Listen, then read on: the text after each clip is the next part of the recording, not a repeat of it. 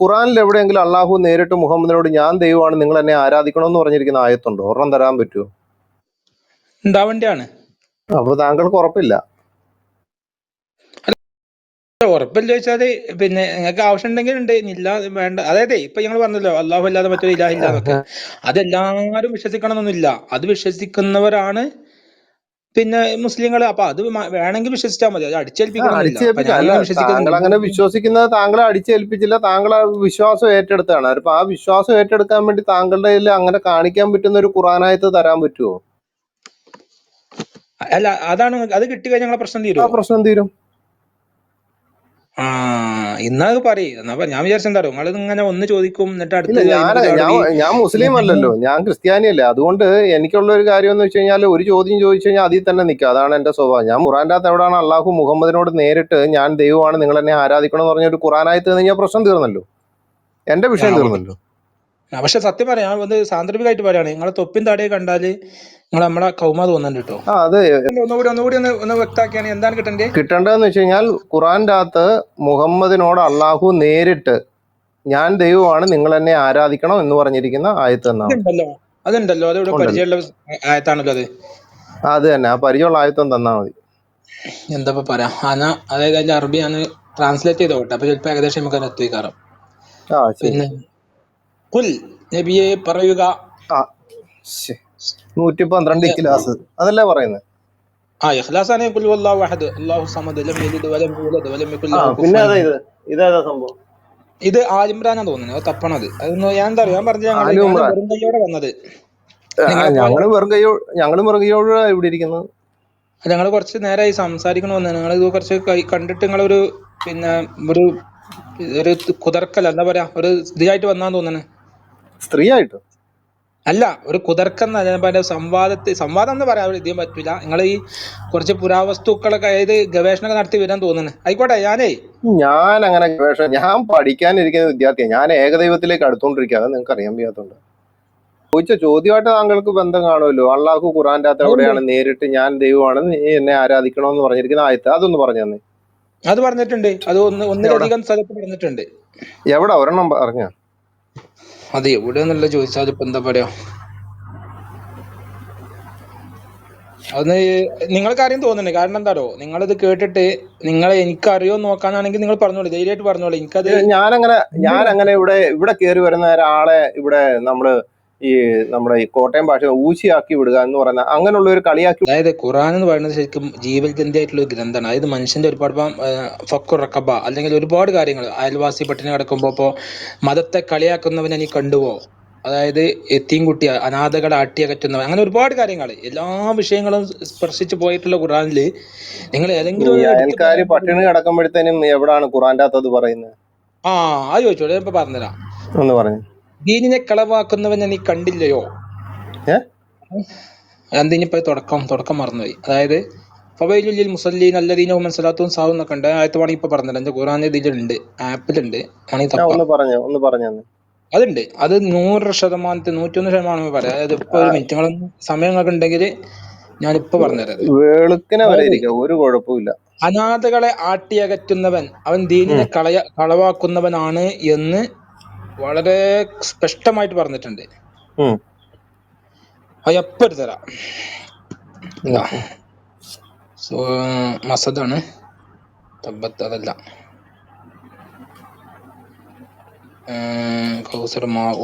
മാവൂനാണ്. അതാ അറായിത്തല്ലദീ യുകസ്സിബു ബിദ്ദീൻ, ദീനിനെ കളവാക്കുന്നവനെ നീ കണ്ടില്ലയോ? ഫസാലികല്ലദീ യദുൽ യതീം, അവൻ യതീമിന്റെ ഭക്ഷണത്തെ തടയുന്നു. വലായുല്ലു അലാ, അവൻ അനാഥകളെ ആട്ടിയകറ്റുന്നു. വലായുല്ലു അലാ ത്വാമിൽ മിസ്കീൻ, അവൻ പാവപ്പെട്ടവന്റെ ഭക്ഷണത്തെ നിഷേധിക്കുന്നു. ഫവൈലുൽ മുസല്ലീൻ, അവൻ നമസ്കാരക്കാർക്ക് നാശം എന്ന് പറയുന്നത്. അല്ലദീന ഹും അൻ സ്വലാത്തിഹിം സാഹൂൻ അല്ലദീന ഹും യുറാഊൻ. അത് സൂറത്തുൽ 107 സൂറത്ത്. അത് 1 മുതൽ 107 അൽ മാഊൻ എന്നാണ് അതിന്റെ പേര്. 107 അതിൽ 1 to 7 ആകെ 7 ആയത്തുകൾ അതിലുള്ളൂ. അതായത് അധ്യായം പറയാം. ആയത്ത് വരുമ്പോ എന്താ പറയാ, സൂക്തങ്ങള്. അത് നിങ്ങൾ വായിച്ചു നോക്കിയാൽ അതിന്റെ മലയാളം, അറബി, ഈ തെലുഗോ ഏതെടുത്താലും നിങ്ങൾക്ക് അത് മനസ്സിലാവും. അതിലൊരു അപ്പീലുമില്ല.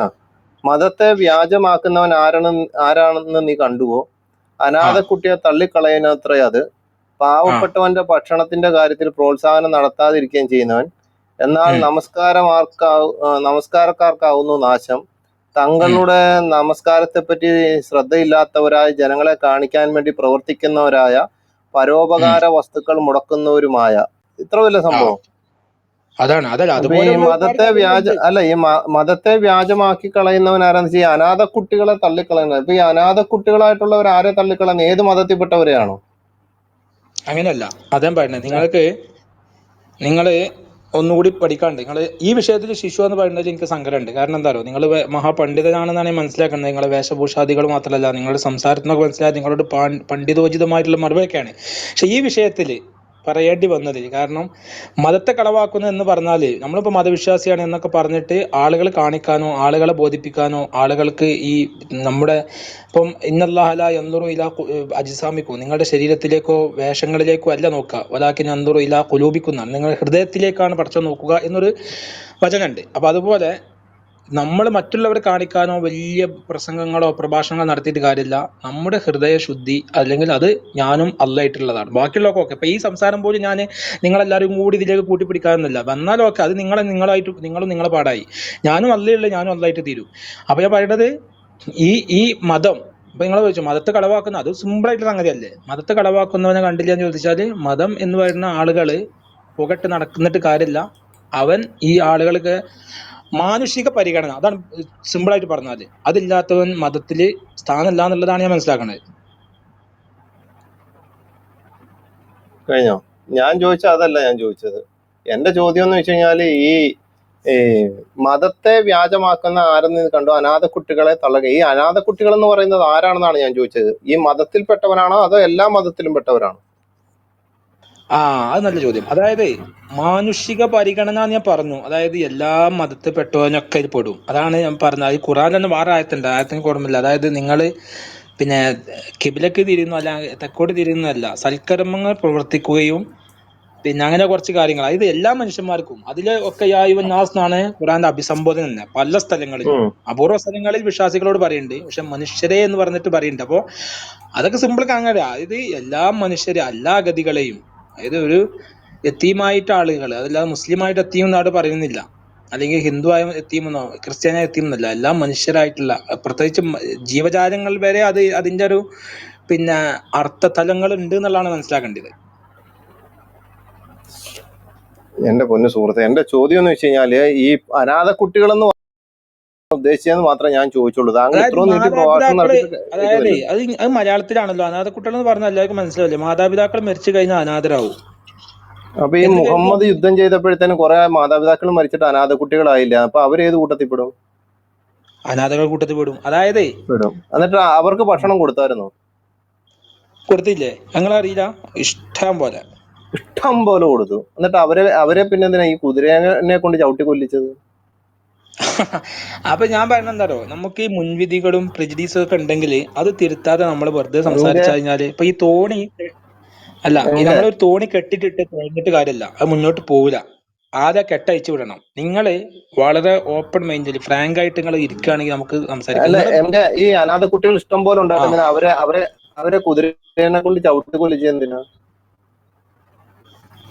അതാ ചോദിക്കട്ടെ, നിങ്ങൾക്ക് അങ്ങനെ ഒറ്റപ്പെട്ട്, എനിക്കറിയില്ല സംഭവം അങ്ങനെ ഉണ്ടോന്നുള്ളത്. അങ്ങനെ പുള്ളിയുടെ ഉണ്ടെങ്കിൽ വോയിസ് ഉണ്ടെങ്കിൽ എന്ന് പറയേണ്ടി വരുന്നത് എന്താ വെച്ചാല്, പുള്ളിയുടെ നിങ്ങൾക്ക് വോയിസ് ക്ലിയർ അല്ല. ഒരു അത് ഞാൻ ഉത്തരവാദിയല്ല, അതിന് അംബാനിനോട് തന്നെ പറഞ്ഞത്. ഇത് അംബാനി ആ പുള്ളിയൊക്കെ എന്തിനാ ഇടയ്ക്ക് കയറ്റിയിടുന്നത്? ഞാൻ ചോദിച്ചു ഇത്രേ ഉള്ളൂ. ഈ മുഹമ്മദ് ഈ അനാഥ കുട്ടികളെ പിന്നെന്തിനാണ് ഈ ചവിട്ടിക്കൊന്നത്? കുതിരേനെ വിട്ട് ചവിട്ടിക്കൊന്നത് എന്തിനാ? അവരും ബഹുദൈവ വിശ്വാസികളല്ലയോ എന്നും പറഞ്ഞിട്ട് അവരെ കൊന്നത് എന്തിനാ? അല്ല, അതാ ഞാൻ പറയണത്. നിങ്ങള് ആ സംഭവം എനിക്കറിയില്ല, ഞാൻ ഉണ്ടെങ്കിൽ തന്നെ സന്ദർഭത്തിൽ നടത്തിയെടുത്തുകൊണ്ട് ഒരു വിഷയത്തെ നമ്മൾ ഒരു ബന്ധമില്ലാത്ത, ഇപ്പൊ ഞാനൊരു ആയത്ത് പറഞ്ഞു, അനാഥ കുട്ടികളുടെ അട്ടി അകറ്റുന്നെന്ന് പറഞ്ഞപ്പോ നിങ്ങൾ അതിലേക്ക് കണക്ട് ചെയ്യുന്നത്. അതാ ഞാൻ പറയുന്നത്. അത് മുൻവിധികളും ഈ ഒരു പിന്നെ ഇതില്ല, അത് മാറ്റി നിർത്താതെ നമ്മൾ എത്ര സംസാരിച്ചാലും അത് എനിക്ക് തോന്നണില്ല. അത് അതാ ഞാൻ പറഞ്ഞത്, തോണി കെട്ടയച്ചു വിട്ടാൽ തുഴഞ്ഞിട്ടേ മുന്നോട്ട് പോവുള്ളൂ. ഇതിങ്ങനെ തുഴഞ്ഞാൽ അതിൽ കാട്ടും. അപ്പൊ ഈ സംവാദം അല്ലെങ്കിൽ വിടുന്ന ഒരാളല്ല. ചോദ്യം ഇതാണ്, ഈ അനാഥ കുട്ടികളാകാനുള്ള കാരണം മുഹമ്മദിന്റെ യുദ്ധയാത്രയാണല്ലോ. ആ യുദ്ധയാത്രയിൽ കുട്ടികൾ അനാഥരാകുകയും ചെയ്തു. അവർക്ക് ഭക്ഷണം വേണ്ടുവോളം താങ്കൾ കൊടുത്തെന്നും പറയുന്നു. പക്ഷെ അവരെ ചവിട്ടി കൊല്ലുകയും ചെയ്തല്ലോ, കുതിരേനെ വിട്ട് ചവിട്ടി. അവരും ബഹുദൈവ വിശ്വാസികളല്ലയോ എന്നും പറഞ്ഞുകൊണ്ട് അവരെ കൊല്ലുകയും ചെയ്തു. അതെന്തിനാ ചെയ്തത്? അത് അനാഥ കുട്ടികളല്ലായിരുന്നു അപ്പം? അല്ല, അതാ ഞാൻ പറഞ്ഞത്, ഈ ആ, ഉറക്കം നടിക്കുന്നവരെ നമുക്ക് ഉണർത്താം. പക്ഷെ നിങ്ങൾ പറയണത് ഇതിന്റെ ഒരു, നിങ്ങളിപ്പോ ഇതിനോട് കണക്ട് ചെയ്ത ഒരു വിഷയം ഉണ്ടല്ലോ, അല്ല, നിങ്ങൾക്ക് അജീഷ് ഇപ്പൊ ബ്രദറെ അതാണ് പുള്ളി സത്യം. പറയാൻ ഉദ്ദേശിക്കുന്നത്, അജീഷ് ബ്രദർ അതൊന്നും അതെ. കാണാതെ കണ്ണടച്ച് കളയണം. അത് അങ്ങനെയൊക്കെ അല്ല, ഞങ്ങൾ അല്ല നബി അല്ല ചെയ്തിട്ടുണ്ട്, അല്ല കുഞ്ഞുങ്ങളെ ഒക്കെ നസ്രാന, അല്ല കൊല്ലിപ്പിച്ചിട്ടുണ്ട്. ഞാനിപ്പോ കണ്ണടക്കാം, ഒരു കുഴപ്പമില്ല. എം കെ പറഞ്ഞ്.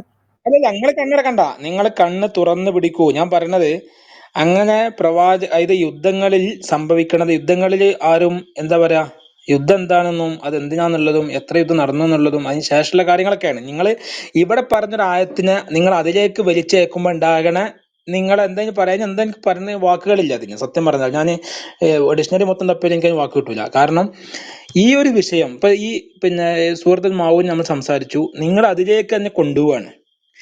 കൊണ്ടുപോകണമെങ്കിൽ കുഴപ്പമൊന്നുമില്ല, നിങ്ങൾ കണ്ണ് അടക്കേണ്ട ആവശ്യമൊന്നുമില്ല. പക്ഷെ അങ്ങനെ അല്ല, ഒരു ഞാൻ ചോദിച്ചു, സംഭവത്തിലേക്ക് ഞാൻ മാത്രം അങ്ങോട്ടും ഇങ്ങോട്ടും ചുരുക്കുമ്പോ കൊണ്ടുവന്നില്ല. താങ്കളല്ലേ ഈ സാധനം കൊണ്ടുവന്ന് ഇവിടെ കൊണ്ടിട്ട്. ഞാൻ ചോദിച്ചത് എന്താണ്? അത് അല്ല അല്ല, അപ്പൊ എം കെ, ഞാൻ നിങ്ങൾ ചോദിച്ചത് എന്താണ് ഇത്ര അനാഥ ഉള്ളായിരുന്നു. കുട്ടികൾ, എവിടാണ് അനാഥ ഖുറാന്റെ കുട്ടികൾ? അകത്ത് അള്ളാഹു നേരിട്ട് മുഹമ്മദിനോട് ഞാൻ ദൈവമാണ് നിങ്ങൾ എന്നെ ആരാധിക്കണം, ആ ഖുറാൻ ആയത്ത് തരാൻ, അല്ല ആ ഖുറാൻ ആയത്ത് തരാൻ താങ്കൾക്ക് ബുദ്ധിമുട്ടുണ്ടായിട്ട് താങ്കൾ അവിടുന്ന് അനാഥ കുട്ടികളുടെ പിന്നാലെ പോയത് എന്റെ കുഴപ്പമില്ല.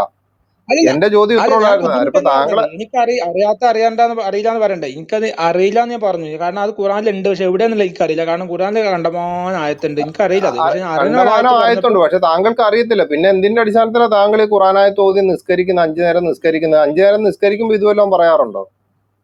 അല്ല, അതാ ഞാൻ അങ്ങോട്ട് പറഞ്ഞത്. ഞാനും പടച്ചവനും തമ്മിലുള്ള ഒരു മുലാഖാത്താണത്, ഒരു സംഭാഷണമാണത്. അത് ഞങ്ങൾ തമ്മിൽ സംസാരിക്കും. അതല്ലാതെ ഇതിപ്പോ ഖുറാൻ മുഴുവൻ അർത്ഥം വെച്ചറിഞ്ഞ് അങ്ങനെ പണ്ഡിതനാവണമെന്നൊന്നുമില്ല. സാധാരണക്കാരനും കൂടി അവകാശം ഇതൊക്കെ ഉള്ളതാണ്. നമ്മുടെ സങ്കടങ്ങളും നമ്മുടെ പിന്നെ ദുഃഖങ്ങളൊക്കെ പറയാനുള്ള അല്ല, ഒരു ഈ താങ്കള്, ഞാൻ ചോദിക്കുന്നതല്ലല്ലോ എം മറുപടി. ഞാൻ ചോദിച്ച ഖുറാന്റെ അകത്ത് ഇഷ്ടം പോലെ ആയത്തുകൾ ഉണ്ടെന്ന് പറയുന്നത്. എവിടാണ് ആ ആയത്ത് ഞാൻ ദൈവമാണ് നിങ്ങൾ എന്നെ ആരാധിക്കണമെന്ന് മുഹമ്മദ് അള്ളാഹുവിനോട് അള്ളാഹു മുഹമ്മദിനോട് നേരിട്ട് പറഞ്ഞിരിക്കുന്ന ആയത്ത് എവിടെ ഉള്ളത്?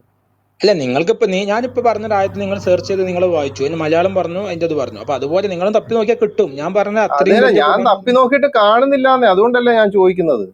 പക്ഷെ ഞാൻ പറഞ്ഞില്ലേ, ഖുറാനിൽ എത്ര ആയത്തുള്ളൂ എനിക്ക് ഇപ്പൊ അറിയില്ല. അത് ആരെങ്കിലും അറിയുന്ന ആൾക്കാരുണ്ടെങ്കിൽ അവർ തരൂ. ഞാൻ 114 അധ്യായമുള്ള ഖുറാന്റെ അകത്ത് എവിടെയാണ് പറഞ്ഞിരിക്കുന്നത്? അത് ഒന്നിലധികം സ്ഥലത്തുണ്ട്, പക്ഷെ എവിടെയാന്നുള്ള ഇപ്പൊ കൃത്യമായിട്ട് എനിക്ക് അറിയില്ല. ഒറ്റപ്പെട്ട സംഭവങ്ങളായിട്ട് എനിക്ക് ഇങ്ങനെ അവിടെ ഇവിടെയൊക്കെ ഉള്ളതായിട്ട് ഓർമ്മ ഉണ്ട്. പക്ഷെ എനിക്ക് ആ കാണാതെ പഠിച്ചതിലും അതുണ്ട്, അതല്ലേ ഉള്ളൂ. അത് അതായത് എവിടാണെന്നാ പറയുന്നത്? ഇത്ര ഉള്ളൂ എന്ന് പറയുമ്പോഴത്തേന് ഇഷ്ടം പോലെ ഉണ്ട്. കടലിൽ ഉപ്പേ ഉള്ളൂ, അപ്പൊ ഉപ്പ് നമുക്ക് എടുത്ത് കാണിക്കാൻ പറ്റുമല്ലോ. താങ്കളോടാണ് ചോദിക്കുന്നത്, എവിടെയാണ് ആ സംഭവം? ഇല്ലല്ല, കടലിൽ ഉപ്പ് എടുത്ത്. ഹബീബി, ഒരു ചോദ്യം. താങ്കൾ പറഞ്ഞു പിന്നെ ഖുറാന് ദിവ്യബോധനമാണ്, അദ്ദേഹം പ്രവാചകനാണ്, അദ്ദേഹത്തിന് പ്രവചനം കിട്ടിയെന്ന് പറഞ്ഞു. ഇപ്പൊ നമ്മുടെ അജീഷ് ഇവിടെ ചോദിച്ചു അതിനകത്ത് എവിടെങ്കിലും പ്രവചനം ഉണ്ടോ എന്ന്. അപ്പം പറഞ്ഞു അത് ദിവ്യബോധനമാണെന്ന് പറഞ്ഞു. എന്റെ രണ്ട് മൂന്ന് ചോദ്യങ്ങൾ, അതിന് കൃത്യമായിട്ട് ഉത്തരം പറയാൻ പറ്റുമെങ്കിൽ പറയാം. എന്തിനാണ് മുഹമ്മദിന് ഈ ദിവ്യദർശനം കൊടുത്തതും ദിവ്യബോധനം കൊടുത്തതും? ഇനി ആ ദിവ്യബോധനം കൊണ്ട് മുഹമ്മദിനല്ലാതെ മാനവജാതിക്ക് എന്തെങ്കിലും ഗുണമുണ്ടോ? മാനവജാതിക്ക് ഗുണമുള്ള മനുഷ്യൻ, ഇപ്പൊ നിങ്ങൾ ഈ പറയുന്നത് അള്ളാഹു എല്ലാവർക്കും വേണ്ടി ഇറക്കിയതാണ്. അങ്ങനെയാണെങ്കിൽ അള്ളാഹു എല്ലാവർക്കും വേണ്ടി ഇറക്കിയ ഖുറാനകത്ത് മാനവജാതിക്ക് ഉതകുന്ന അല്ലെ ഉപകാരം ചെയ്യുന്ന ഏതെങ്കിലുമുള്ള ദിവ്യബോധനങ്ങൾ ഉണ്ടോ? ഉണ്ടെങ്കിൽ അവ ഏതൊക്കെയാണ്? ഒന്നറിഞ്ഞാൽ കൊള്ളാം. പിന്നെ അജീഷ് ചോദിച്ച ചോദ്യം ഇപ്പോഴും ഇവിടെ കിടപ്പുണ്ട്, സമയം പോലെ അതിന് ഉത്തരം എടുത്തോണ്ട് വരിക. ഇപ്പോൾ എന്റെ ഈ ചോദ്യത്തിന് ഒന്ന് ഉത്തരം പറയാമെങ്കിൽ പറഞ്ഞോട്ടെ. Thank you. Okay, thank you. അപ്പോ ഇനി എനിക്ക് വേറെ അത്ഭുതമുണ്ട്. ഈ അച്ചായന്മാരെല്ലാം കൂടി ഇപ്പൊ എന്താ അറിയില്ല, ഇങ്ങനെ ഒരു പടപ്പുറപ്പാട് നടത്തുന്നത് ഒരു വിശ്വാസികളായിട്ട്. ഇങ്ങനെ കുഴപ്പമില്ല, നല്ലതാണ്, നമുക്ക് പഠിക്കാൻ പറ്റും. ഞാന് സത്യം പറഞ്ഞത് സാധാ ഒരു വിശ്വാസിയായിട്ട് വിശ്വാസിയായിട്ട് പോകുന്ന ആളാണ്. പക്ഷെ ഇങ്ങനെ വിമർശിക്കുമ്പോഴാണ് നമുക്കും തോന്നുക, നമ്മുടെ അടുത്ത് എന്തൊക്കെ പരിപാടി ഉണ്ടല്ലോ എന്നുള്ളത് തോന്നുമ്പോൾ നമുക്കൊരു ആവേശമാണ്. കുഴപ്പമില്ല. അപ്പോ ഇപ്പൊ ഈ ചോദിച്ചത് ആവേശം ഈ കാണുന്നില്ലല്ലോ സഹോദര. ഇതുവരെ ആവേശത്തിനകത്തുനിന്ന് പോക്കറ്റിനകത്തുനിന്ന് ഒന്നും വെളി വരുന്നില്ലല്ലോ. ഏതാണ്ടുണ്ട് സത്യം ഏതാണ്ടുണ്ട് പറഞ്ഞ പോക്കറ്റിനകത്ത്, പക്ഷെ വെളിയിലൊന്നും വരുന്നില്ല. അത് വെളിയിലെടുക്കൂ പ്ലീസ്. അതല്ല, ഞാൻ ഈ സാധാ സീത അങ്ങ് പോകുന്ന സമയത്ത് നമ്മളിങ്ങനെ വിമർശിക്കുമ്പോൾ നമുക്ക് നല്ല ആവേശം, സത്യമായിട്ടും അതിനോട് പറയാം. നിങ്ങളെ ബോധിപ്പിക്കേണ്ട ആവശ്യമില്ല, പോട്ടെ. അപ്പൊ മാനവരാശിക്ക് ഉതകുന്ന എന്തൊക്കെയാണ് ഖുറാനിലുള്ളതെന്നാണ്. അപ്പൊ അതേ പറയണത്, ഖുറാന്റെ പ്രത്യേകത ശരിക്കും അതാണ്. ഇപ്പൊ നമ്മൾ എന്ത് അന്വേഷിച്ചിട്ടാണോ ഖുറാനിലേക്ക് ഇറങ്ങുന്നത് അത് നമുക്ക് കിട്ടും. ഇപ്പൊ നിങ്ങള് ഒരു വിമർശന കേൾക്കാവോ? അതുകൊണ്ട് ഞാൻ ചോദിച്ചതാണ്. ഇപ്പൊ കേൾക്കാവോ? കേൾക്കാം കേൾക്കാം. കേൾക്കുന്നുണ്ട് ആ അജീഷ് ഓക്കെ. ബ്രദറെ, അപ്പൊ എം കെ കേൾക്കുന്നുണ്ട്. അജീഷ് ബ്രദറെ പുള്ളി അപ്പൊ എം മറുപടി കെ പറഞ്ഞില്ല കേട്ടോ അതിന്. പുള്ളി അതാണ് പറയുന്നത് ഞാൻ നിങ്ങൾ ചോദിച്ചോണ്ടിരിക്കുന്നത്. മനസ്സിലാക്കുന്നില്ല. എന്റെ അല്ല മനസ്സിലാക്ക അല്ല എം ആ കെ, എന്റെ ചോദ്യം ഇതാണ്. ഈ അനാഥ കുട്ടികളാകാനുള്ള കാരണം മുഹമ്മദിന്റെ യുദ്ധയാത്രയാണല്ലോ. ആ യുദ്ധയാത്രയിൽ കുട്ടികൾ അനാഥരാകുകയും ചെയ്തു. അവർക്ക് ഭക്ഷണം വേണ്ടുവോളം താങ്കൾ കൊടുത്തെന്നും പറയുന്നു. പക്ഷെ അവരെ ചവിട്ടി കൊല്ലുകയും ചെയ്തല്ലോ. കുതിരേനെ വിട്ട് ചവിട്ടി. അവരും ബഹുദൈവ വിശ്വാസികളല്ലയോ എന്നും പറഞ്ഞുകൊണ്ട് അവരെ കൊല്ലുകയും ചെയ്തു. അതെന്തിനാ ചെയ്തത്? അത് അനാഥ കുട്ടികളല്ലായിരുന്നു അപ്പം? അല്ല അതാ ഞാൻ പറഞ്ഞത്, ഈ ആ ഉറക്കം നടിക്കുന്നവരെ നമുക്ക് ഉണർത്താം. പക്ഷെ നിങ്ങൾ പറയണത് ഇതിന്റെ ഒരു, നിങ്ങളിപ്പോ ഇതിനോട് കണക്ട് ചെയ്ത ഒരു വിഷയം ഉണ്ടല്ലോ, അല്ല നിങ്ങൾക്ക് അജീഷ് ഇപ്പൊ ബ്രദറെ, അതാണ് പുള്ളി സത്യം. പറയാൻ ഉദ്ദേശിക്കുന്നത് അജീഷ് ബ്രദർ അതൊന്നും കാണാതെ കണ്ണടച്ച് കളയണം. അത് അങ്ങനെയൊക്കെ ആ, ഞങ്ങളുടെ അല്ല നബി അല്ല ചെയ്തിട്ടുണ്ട്, അല്ലല്ല അത്ര കുഞ്ഞുങ്ങളെയൊക്കെ തന്നെ. അല്ല കൊല്ലിപ്പിച്ചിട്ടുണ്ട്. ഞാനിപ്പോ കണ്ണടയ്ക്കാം, ഒരു കുഴപ്പമില്ല. ആ എം കെ പറഞ്ഞ. അല്ല ഞങ്ങള് കണ്ണടക്കണ്ട, നിങ്ങൾ കണ്ണ് തുറന്ന് പിടിക്കൂ. ഞാൻ പറയണത് അങ്ങനെ അതായത് യുദ്ധങ്ങളിൽ സംഭവിക്കണത്, യുദ്ധങ്ങളിൽ ആരും എന്താ പറയാ, യുദ്ധം എന്താണെന്നും അത് എന്തിനാന്നുള്ളതും എത്ര യുദ്ധം നടന്നു എന്നുള്ളതും അതിന് ശേഷമുള്ള കാര്യങ്ങളൊക്കെയാണ്. നിങ്ങൾ ഇവിടെ പറഞ്ഞൊരു ആയത്തിനെ നിങ്ങൾ അതിലേക്ക് വലിച്ചേക്കുമ്പോ ഉണ്ടാകണ, നിങ്ങൾ എന്തെങ്കിലും പറയാൻ എന്താ എനിക്ക് പറഞ്ഞ വാക്കുകളില്ല അതിന്. സത്യം പറഞ്ഞാൽ ഞാൻ ഡിക്ഷണറി മൊത്തം തപ്പിയാലും എനിക്ക് അതിന് വാക്ക് കിട്ടൂല. കാരണം ഈ ഒരു വിഷയം ഇപ്പൊ ഈ പിന്നെ സൂറത്തുൽ മാഊൻ നമ്മൾ സംസാരിച്ചു, നിങ്ങൾ അതിലേക്ക് തന്നെ കൊണ്ടുപോകണമെങ്കിൽ കുഴപ്പമൊന്നുമില്ല, നിങ്ങൾ കണ്ണ് അടക്കേണ്ട ആവശ്യമൊന്നുമില്ല. പക്ഷെ അങ്ങനെ അല്ല ഒരു ഞാൻ ചോദിച്ചു, സംഭവത്തിലേക്ക് ഞാൻ മാത്രം അങ്ങോട്ടും ഇങ്ങോട്ടും ചുരുക്കുമ്പോ കൊണ്ടുവന്നില്ല. താങ്കളല്ലേ ഈ സാധനം കൊണ്ടുവന്ന് ഇവിടെ കൊണ്ടുപോയിട്ട്. ഞാൻ ചോദിച്ചത് എന്താണ്? അതെ അല്ലല്ല അപ്പൊ എം എന്താ കെ, നിങ്ങൾ ഞാൻ ചോദിച്ചത് എന്താണ് ഇത്ര അനാഥ ഉള്ളായിരുന്നു. കുട്ടികൾ? എവിടാണ് അനാഥ ഖുറാന്റെ കുട്ടികൾ അകത്ത് അള്ളാഹു നേരിട്ട് മുഹമ്മദിനോട് ഞാൻ ദൈവമാണ് നിങ്ങൾ എന്നെ ആരാധിക്കണം, ആ ഖുറാനായത്ത് തരാൻ, അല്ല ആ ഖുറാനായത്ത് തരാൻ താങ്കൾക്ക് ബുദ്ധിമുട്ടുണ്ടായിട്ട് താങ്കൾ അവിടുന്ന് അനാഥ കുട്ടികളുടെ പിന്നാലെ പോയത് എന്റെ കുഴപ്പമില്ല. അല്ലല്ല എന്റെ ചോദ്യം ഇത്ര അല്ല ഞാൻ ഉള്ളായിരുന്നു. അതിപ്പോ ബുദ്ധിമുട്ടല്ല താങ്കൾ പറഞ്ഞത്, എനിക്ക് അറിയില്ലാന്ന് പറയണ്ടേ. എനിക്കത് അറിയില്ല എന്ന് ഞാൻ പറഞ്ഞു. കാരണം അത് ഖുറാനിൽ ഉണ്ട്, പക്ഷെ എവിടെയെന്നുള്ള എനിക്കറിയില്ല. കാരണം ഖുറാനിൽ കണ്ടമാനം ആയത്തുണ്ട്, എനിക്കറിയില്ല അത്. പക്ഷെ ഞാൻ അറിയുന്ന ഒരു കണ്ടമാനം ആയത്ത് പറഞ്ഞപ്പോ ആയത്തുണ്ട്, പക്ഷെ താങ്കൾക്ക് അറിയത്തില്ല. പിന്നെ എന്തിന്റെ അടിസ്ഥാനത്തിലാണ് താങ്കൾ ഈ ഖുറാനായത്ത് ഓതി നിസ്കരിക്കുന്നത്, 5 നേരം നിസ്കരിക്കുന്നത്? 5 നേരം നിസ്കരിക്കുമ്പോൾ ഇതുവല്ലതും പറയാറുണ്ടോ? അല്ല അതാ ഞാൻ അങ്ങോട്ട് പറഞ്ഞത്, ഞാനും പടച്ചവനും തമ്മിലുള്ള ഒരു മുലാഖാത്താണത്, ഒരു സംഭാഷണമാണത്. അത് ഞങ്ങൾ തമ്മിൽ സംസാരിക്കും. അതല്ലാതെ ഇതിപ്പോ ഖുറാൻ മുഴുവൻ അർത്ഥം വെച്ചറിഞ്ഞ് അങ്ങനെ പണ്ഡിതനാവണമെന്നൊന്നുമില്ല. സാധാരണക്കാരനും കൂടി അവകാശം ഇതൊക്കെ ഉള്ളതാണ്. നമ്മുടെ സങ്കടങ്ങളും നമ്മുടെ പിന്നെ ദുഃഖങ്ങളൊക്കെ പറയാനുള്ള അല്ല ഒരു ഈ താങ്കള്, ഞാൻ ചോദിക്കുന്നതല്ലല്ലോ എം കെ മറുപടി. ഞാൻ ചോദിച്ച ഖുറാന്റെ അകത്ത് ഇഷ്ടം പോലെ ആയത്തുകൾ ഉണ്ടെന്ന് പറയുന്നത്. എവിടാണ് ആ ആയത്ത് ഞാൻ ദൈവമാണ് നിങ്ങൾ എന്നെ ആരാധിക്കണമെന്ന് മുഹമ്മദ് അള്ളാഹു മുഹമ്മദിനോട് നേരിട്ട് പറഞ്ഞിരിക്കുന്ന ആയത്ത് എവിടെ ഉള്ളത്? അല്ല നിങ്ങൾക്കിപ്പോ ഞാനിപ്പോ പറഞ്ഞ ആയത്ത് നിങ്ങൾ സെർച്ച് ചെയ്ത് നിങ്ങൾ വായിച്ചു, അതിന് മലയാളം പറഞ്ഞു, അതിന്റെ ഇത് പറഞ്ഞു. അപ്പൊ അതുപോലെ നിങ്ങളും തപ്പി നോക്കിയാൽ കിട്ടും. ഞാൻ പറഞ്ഞ അത്രയും അതേനെ, വലിയ ഞാൻ ഖുറാൻ. തപ്പി നോക്കിയിട്ട് കാണുന്നില്ലാന്നേ, അതുകൊണ്ടല്ലേ ഞാൻ ചോദിക്കുന്നത്.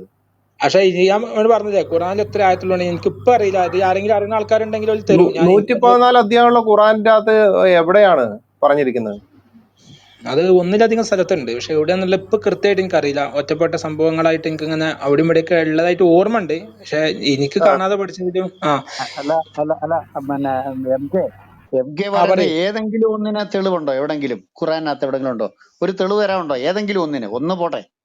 പൊന്നാര ഹബീബി, ഇത് തെളിവിന്റെ വിഷയമല്ല. അപ്പൊ ഖുറാൻ വഴി അല്ല നമുക്ക് അല്ല എം കെ, ജീവിതത്തിലേക്കുള്ള ഒരു വെളിച്ചം. തെളിവിന്റെ വിഷയമല്ല എന്ന് പറയരുത്. കാരണം മുഹമ്മദിന് അള്ളാഹു എന്ന് പറയുന്ന ഒരു ദൈവം അല്ലെന്നുണ്ടെങ്കിൽ ആ ദൈവത്തിൻ്റെതായിട്ടുള്ള അദ്ദേഹത്തിന് ഒരു തെളിവ് കിട്ടിയതുകൊണ്ടല്ല അദ്ദേഹം പ്രവാചകനായ, അല്ല വെറുതെ വന്നിട്ട് പ്രവാചകനായതാണോ? അല്ലല്ലോ. അല്ലല്ല, ഈ എന്ന് പ്രവാചകം എന്ന് പറഞ്ഞതുപോലെ പറയുന്നത് എന്താ? പ്രവചനങ്ങളാണ്. അതായത് ഒരു മുഹമ്മദ് ഇൽഹാം അല്ലെങ്കിൽ വഹി പ്രവചിച്ചിട്ടുണ്ടോ? എന്നൊക്കെ പറയും.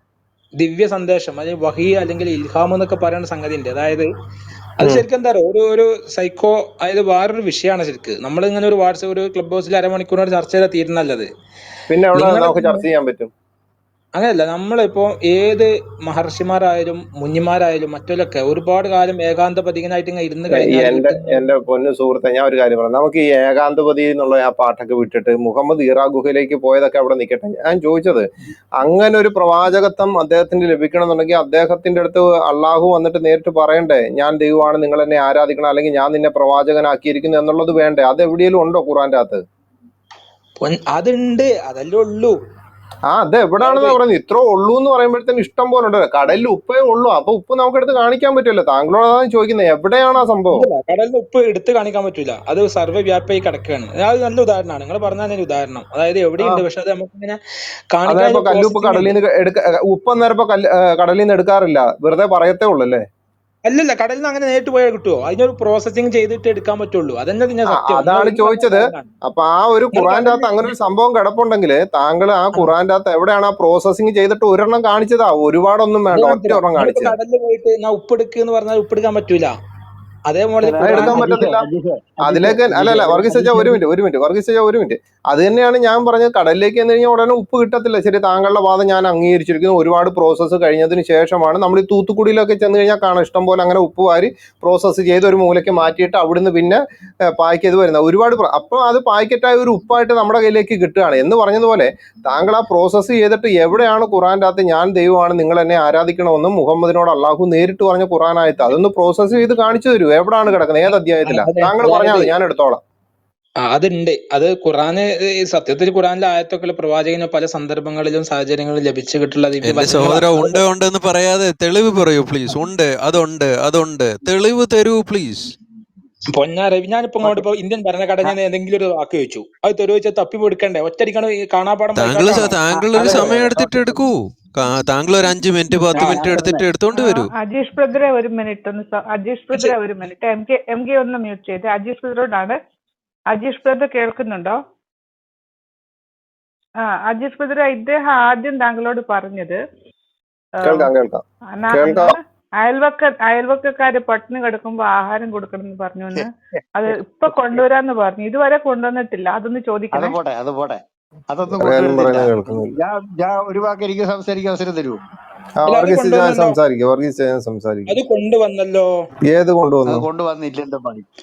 അയൽവാസി പട്ടിണി കിടക്കുന്നതല്ല, നമ്മുടെ അനാഥ കുട്ടികള്, അതുപോലെ അഗതികളെ ഭക്ഷണത്തിന് എന്റെ അത് സഹോദരൻ അനാഥ കുട്ടികളിലേക്ക് പോയപ്പോഴാണ് അജീഷ് ബ്രദർ പറഞ്ഞത് അനാഥ കുട്ടികളെ അതെ അല്ല കുതിരകളെ കൊണ്ട് ചവിട്ടി കൊല്ലിപ്പിച്ചപ്പോൾ അത് എവിടെ പോയി? അപ്പൊ താങ്കൾ പറഞ്ഞു അത് നിങ്ങൾ അതെ കണ്ണടച്ച് കളയണം, അത് നിങ്ങൾ അതല്ല കാണരുത്. അതല്ല അതുകൊണ്ട് ഒരു ഇവിടെ മിനിറ്റ് നിൽക്കൂ, ഒരു മിനിറ്റ് ഒന്ന് മ്യൂട്ട് ചെയ്തേ, ഒരു മിനിറ്റ് ഒന്ന് മ്യൂട്ട് ചെയ്തേ. വർഗീസ് അച്ഛൻ എന്തോ പറയാൻ വരുന്നു. വർഗീസ് അച്ഛൻ പറയൂ. അല്ല, ഞാന് ഈ പിന്നെ പൊന്നു ഹബീബി അങ്ങനെ കണ്ടില്ലേ വിളിച്ചേ?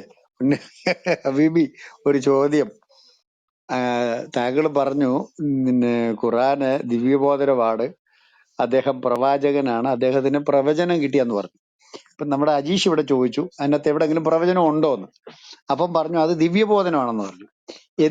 എന്റെ രണ്ട് മൂന്ന് ചോദ്യങ്ങൾ, അതിന് കൃത്യമായിട്ട് ഉത്തരം പറയാൻ പറ്റുമെങ്കിൽ പറയാം. എന്തിനാണ് മുഹമ്മദിന് ഈ ദിവ്യദർശനം കൊടുത്തതും ദിവ്യബോധനം കൊടുത്തതും? ഇനി ആ ദിവ്യബോധനം കൊണ്ട് മുഹമ്മദിനല്ലാതെ മാനവജാതിക്ക് എന്തെങ്കിലും ഗുണമുണ്ടോ? മാനവജാതിക്ക് ഗുണമുള്ള മനുഷ്യൻ, ഇപ്പൊ നിങ്ങൾ ഈ പറയുന്നത് അള്ളാഹു എല്ലാവർക്കും വേണ്ടി ഇറക്കിയതാണ്. അങ്ങനെയാണെങ്കിൽ അള്ളാഹു എല്ലാവർക്കും വേണ്ടി ഇറക്കിയ ഖുറാനകത്ത് മാനവജാതിക്ക് ഉതകുന്ന അല്ലെ ഉപകാരം ചെയ്യുന്ന ഏതെങ്കിലുമുള്ള ദിവ്യബോധനങ്ങൾ ഉണ്ടോ? ഉണ്ടെങ്കിൽ അവ ഏതൊക്കെയാണ്? ഒന്നറിഞ്ഞാൽ കൊള്ളാം.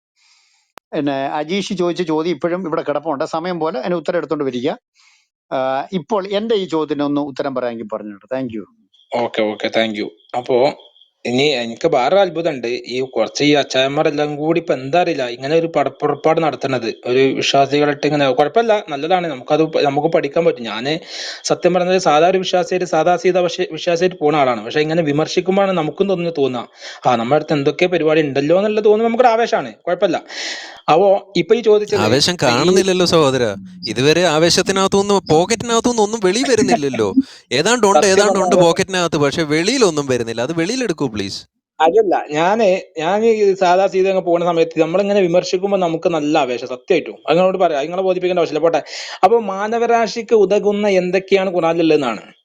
അപ്പൊ അതേ പറയണത് ഖുറാന്റെ പ്രത്യേകത ശരിക്കും അതാണ്. ഇപ്പൊ നമ്മൾ എന്ത് അന്വേഷിച്ചിട്ടാണോ ഖുറാനിലേക്ക് ഇറങ്ങുന്നത് അത് നമുക്ക് കിട്ടും. ഇപ്പൊ നിങ്ങളെ ഒരു വിമർശനാത്മകമായിട്ട് വയള് സമീപിച്ചാൽ അതിനുള്ള വയള് സ്വാതന്ത്ര്യം നമുക്ക് വയള് വയള് വയള് അത് നസ്രായനെ ഉം.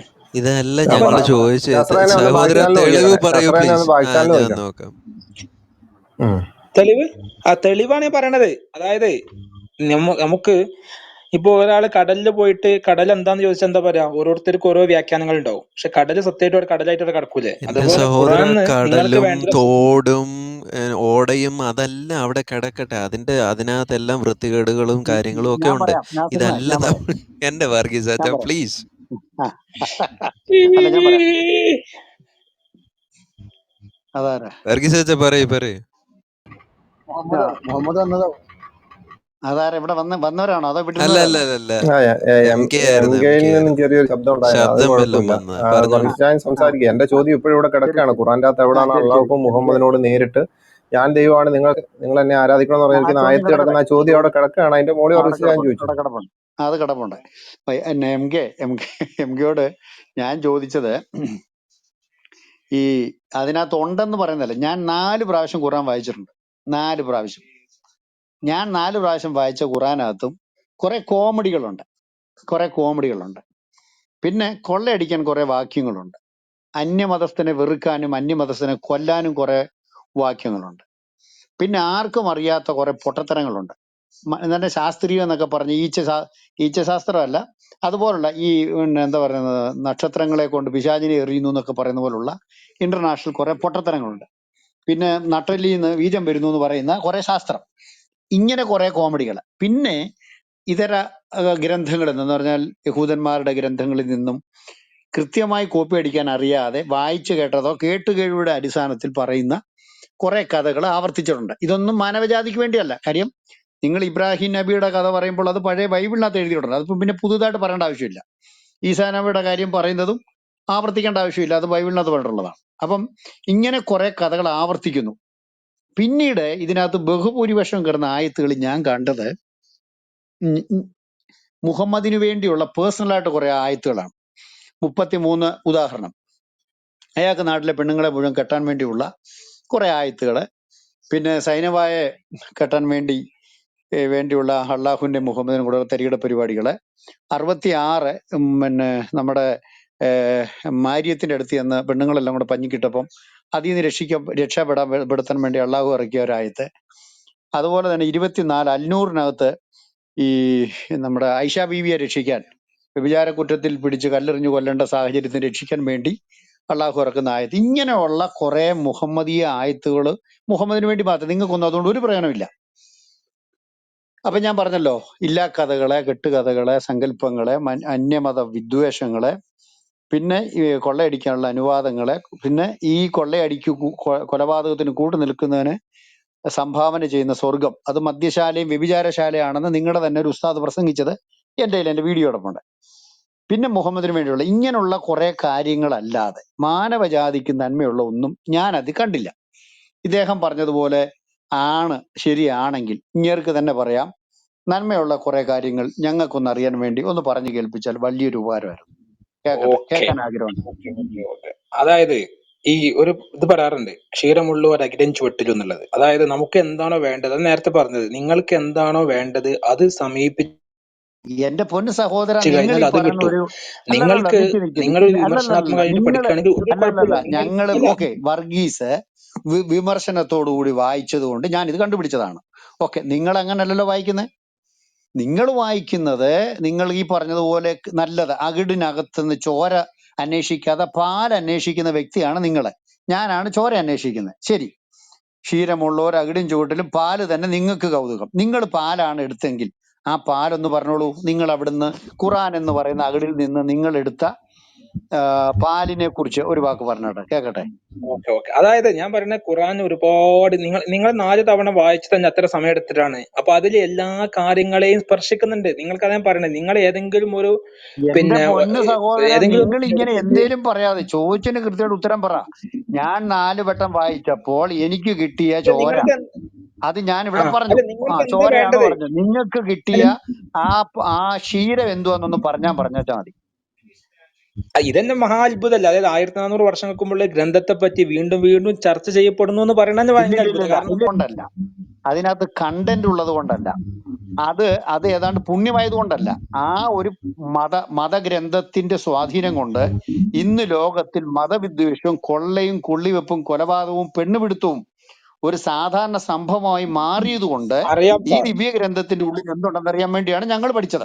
ഓക്കെ, അറിയാം സാർ. അതുകൊണ്ടാണ് ചർച്ച എടുത്തത്. ലോകത്ത് നമ്മൾ ബ്രിട്ടീഷ് ആധിപത്യം ഏത് നോക്കൂ, നിങ്ങൾ ഈ പറയുന്ന കേട്ടാ തോന്നുന്നു ആളുകൾ കുറച്ച് ആൾക്കാരെ വിശ്വസിച്ചേക്കാം ഇതൊക്കെ നിങ്ങൾ പറയുന്ന. ഈ ലോകത്ത് നടന്ന അധിനിവേശങ്ങളും കൊള്ളയും കൊള്ളിവെപ്പൊക്കെ നിങ്ങൾ അല്ല, ഇതെങ്ങനെ തെറ്റിദ്ധരിപ്പിക്കുന്ന? മുഹമ്മദിന്റെ പുസ്തകത്തിനകത്ത് നിന്ന് എഴുതപ്പെട്ടിരിക്കുന്ന ആയത്തുകൾ ഞാൻ എടുത്തു തരാം. നാട്ടുകാരെ കൊള്ളയടിക്കാൻ. അങ്ങനെയാണ് നിങ്ങൾ ലോകത്തെമ്പാടും മതം വളർത്തിയെന്നും വാളിന്റെ തണലിലാണ് വിജയമെന്നുള്ള പുസ്തകം വരെ എന്റെ കയ്യിൽ ഇരിപ്പുണ്ട്. എന്നിട്ട് നിങ്ങളുടെ എന്റെ കയ്യിലല്ല, നാട്ടിൽ ഞങ്ങളുടെ കയ്യിൽ എല്ലാവരുടെ നമ്മുടെ കയ്യിലും ഉണ്ട്. നാട്ടിലൊന്നും ഇതൊന്നും അപ്പൊ ഇല്ലല്ലോ അല്ലേ? ആര് പറഞ്ഞില്ലെന്ന്? നമ്മുടെ നാട്ടിലും ഉണ്ട്. നമ്മുടെ നാട്ടിൽ കൈവെട്ടും കാലുവെട്ടും ഇല്ലേ? നിങ്ങളുടെ പുസ്തകമല്ലേ അതിന്റെ സ്വാധീനം? അല്ല, കൈവെട്ടത് നിങ്ങൾക്കറിയും, പക്ഷെ അവർക്ക് ചോര കൊടുത്തത് ആരാണ്? ബ്ലഡ് കൊടുത്തത് ആരാണ്? അത് ഞാൻ പറയണത്. നിങ്ങൾ ഒരുത്തന്റെ നീ കൈക്ക് അല്ല, ഒരുമാതിരി വൃത്തികെട്ട വർത്താനം പറയല്ലേ എന്റെ നാണം ഉണ്ടോ എം കെ. പറയാൻ? ആ നാണം, മനുഷ്യന്റെ നാണം. കൈയും കാലും വെട്ടിക്കളഞ്ഞിട്ട് ആ കൊണ്ടുപോയി ചോറ് കൊടുത്തെന്ന്, അവയവം അതല്ല, വെട്ടിക്കളഞ്ഞിട്ട് സഭ 2 കുപ്പി എന്താ ബ്ലഡ് കൊടുത്തെന്ന്. എന്നാ അല്ലല്ല, വൃത്തികെട്ട സഭ വർത്താനോട് എന്താ പറയുന്നത്? കാട്ടിയത്? ഇത് സഭ പറഞ്ഞാ മതി എം കെ. പുറത്താക്കിയതൊക്കെ എം കെ എം കെ അല്ല എം എം കെ കെ നിങ്ങൾ ആ മനുഷ്യന്റെ കൈയും കാലും, ഇടത് കൈയും വലത് കാലും, വലത് കൈ ഇടത് കാലും നിങ്ങളെ വെട്ടിക്കളഞ്ഞിട്ട് സഭ 2 കുപ്പി ചോര കൊടുത്തെന്ന്. സഭ അത് അന്നേരപ്പോ അത് പുറത്താക്കിയത് തീവ്രവാദമല്ലോ. എന്തിനാണ്? അജീഷ് ഒരു മിനിറ്റ്. അല്ല, നിങ്ങൾ എം ഈ കെ ഒരു കുടുംബം വിഷയത്തിലേക്ക് നശിപ്പിച്ചു. ഇത്തരം നില്ല നില്ല ചർച്ചകളാണ് നില്ല നില്ല നിങ്ങള് ഒരു കുടുംബം നശിപ്പിച്ചു. ഒരു സ്ത്രീ ആത്മഹത്യ ചെയ്യേണ്ടി വന്നു. ആ എന്തിനാ മനുഷ്യന്റെ ആത്മഹത്യ? ജീവിതം ഇല്ലാതാക്കി. ഇത്രയും അന്യായം അത് കാണിച്ചിട്ട് സഭനോട് നിങ്ങൾ നിങ്ങൾ പറയണം. അറേറ്റ് സഭ രക്തം എന്തിനാണ് കൊടുത്തെങ്കിൽ ആ അവിടുന്ന് രക്തം പുറത്താക്കിയത്? സഭ പുറത്താക്കിയത് അയാളെ പുറത്താക്കിയതിന്റെ കാര്യം അവിടെ നിൽക്കട്ടെ. ഞാൻ അങ്ങോട്ട് റസൂൽ വരാം. പാനലിൽ നിന്ന് നിങ്ങൾ പുറത്താക്കിയത്. ഞാൻ അങ്ങോട്ട് പോകണ്ട. നിങ്ങൾ അങ്ങോട്ട് പോവണ്ട. നിങ്ങൾ മുഹമ്മദിൽ ആ, നിൽക്ക്. അതാ ഞങ്ങൾ പറഞ്ഞത്. അങ്ങോട്ട് വരാം. നിങ്ങൾക്ക് ഒരുത്തൻ നിങ്ങളുടെ പറഞ്ഞാ മതി. ഇപ്പൊ ഈ എടുത്ത് ഞാൻ വെളിയിലായി. ക്രിസംഖികളൊക്കെ മര്യാദയ്ക്ക് അല്ല, ചോദിക്കുന്ന ഉത്തരം പറയാം കേട്ടോ. ക്രിസംഖികളുടെ നിങ്ങൾ ഈ മിണ്ടണ്ട. അജണ്ടയൊക്കെ നിങ്ങൾ ഇവിടെ എം കെ സംസാരിക്കണ്ടെന്നേ. വർഗീസ് അച്ഛൻ കംപ്ലീറ്റ് ചെയ്യട്ടെ. എം കെ ഇടയ്ക്ക് കയറല, please please please. M K കയ്യിൽ നിന്ന് പോയിന്നറിയാം, ആ, സഹോദര കയ്യിൽ നിന്ന് കയ്യൊന്നും പോയിന്നറിയാം. പോയിട്ടൊന്നുമില്ല. പ്ലീസ് കയ്യിൽ പ്ലീസ് പോയി. പ്ലീസ് ഇടയ്ക്ക് കയറല്ലേ. നോ നോ ആവേശം നോ. കൂടുതലാണ്. മൈക്ക് മ്യൂട്ട് ചെയ്ത്. ആവേശം വേണ്ട. ഇത് ആവേശത്തിന്റെ അതല്ല, റൂമല്ല. ഓക്കെ, താങ്കൾക്ക് ഇത്രയും മൈക്ക് മാന്യതയോടെ മൂട്ടി ഇത്രയും സമയം സഹോദര. തന്നു. എന്റെ സഹോദര, ഇനിയും താങ്കൾ മൈക്ക് എടുത്തു കഴിഞ്ഞാൽ താഴോട്ട് വിടേണ്ടി വരും. ഇനിയും അല്ല, താങ്കൾ മൈക്ക് എടുത്താൽ താഴെ വിടേണ്ടി വരും എന്റെ സഹോദര, പ്ലീസ്. എന്തോ കയ്യും കാലും ഓക്കെ. വെട്ടിക്കളഞ്ഞിട്ട് ഒരു കുപ്പി ബെഡ് കൊടുത്തെന്ന്. അതെ അതെ അതെ നാണം ഉണ്ടോടാ അതെ അതെ. നിങ്ങൾക്കൊക്കെ? സൂറ 5:33 അല്ലേ അതിനു വേണ്ടി മുൻപിൽ നിന്നത്? സാൻ ബ്രദറെ മൈക്ക് എടുക്കല്ലേ. ഒരു മിനിറ്റ് നിക്ക്. ഈ നമ്മള് സൂറ ചർച്ച അതല്ലല്ലോ 5:33 പതിയ. അല്ലേ അതിനു വേണ്ടി മുന്നിൽ നിന്നത്? എന്നിട്ട് ഇവിടെ വന്നിട്ട് ന്യായീകരിക്കുക, എന്നിട്ട് പറയാ ഞങ്ങൾ ഒരു കുപ്പി ബ്ലഡ് തന്നെന്ന്. എന്റെ മുസ്ലിം സുഹൃത്തുക്കളെ, നിങ്ങൾക്ക് എന്തെങ്കിലും നാണോ മാനോ ഉണ്ടോ? നിങ്ങളുടെ പുസ്തകം വെച്ച് മനുഷ്യരുടെ കഴുത്ത് വെട്ടി, കാല് വെട്ടി, കൈ വെട്ടി കഴിഞ്ഞിട്ട് നിങ്ങൾ ഒരു കുപ്പി ബ്ലഡ് തരിക, അല്ലെങ്കിൽ നിങ്ങൾ സ്റ്റിച്ച് ചെയ്യുക. നിങ്ങൾ ആ വൃത്തികെട്ട പുസ്തകം എടുത്ത് കളയാനുള്ളതിന് അബ്ദുളിന്റെ പറച്ചിൽ കേട്ടാലേ, അബ്ദുളിന്റെ പുസ്തകത്തിനകത്ത് മുഹമ്മദിനോട് അള്ളാഹു, ഞാനാണ് അള്ളാഹു, എന്നെ ആരാധിക്കണം എന്ന് പറഞ്ഞിട്ടുള്ള വാക്യം ഉണ്ടെന്ന് വിചാരിച്ചിരിക്കുക. അങ്ങനെ ഇല്ല അബ്ദുള്ള.